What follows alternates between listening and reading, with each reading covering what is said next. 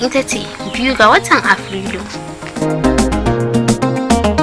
Assalamu alaikum wa rahmatullahi wa barakatuhu.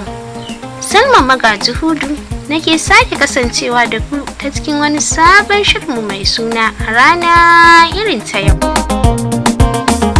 da muke duba muhimman abubuwan da suka faru a irin wannan ranar a faɗin duniya. A ranar 2 ga watan Afrilu, rana ce da aka haifi Charles Magni, ɗaya daga cikin manyan sarakunan Turai, wanda ya taka rawa wajen haɗa yankuna da kafa tubalin da ya taimaka wajen gina tsarin dauloli a Turai.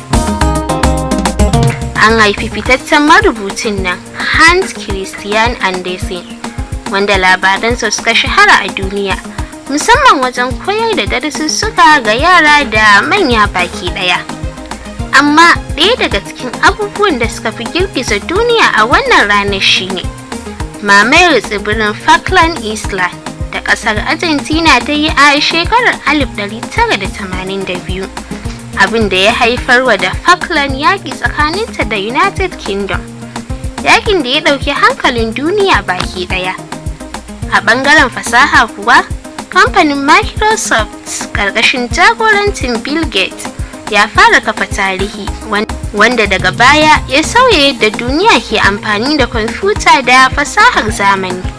Haka kuma, duniya ta shiga jimami a ranar nan bayan rasuwar shugaban addinin Katolika Pope John Paul na biyu, wanda mutuwarsa ta jawo alhini a faɗin duniya. Waɗannan su ne kaɗan daga cikin muhimman abubuwan da suka faru a ranar 2 ga Afrilu. Na gode da kasancewar ku tare da ni. Ku ci gaba da kasancewa da mu a Gambiza TV domin samun ingantattun shirye-shirye masu ilmantarwa, faɗakarwa tare da nishaɗantarwa. Ni ce taku Salma Magaji Hudu nake cewa mu haɗu da ku a cikin shirin a rana irin ta yau. Kafin lokacin nake cewa Assalamu alaikum.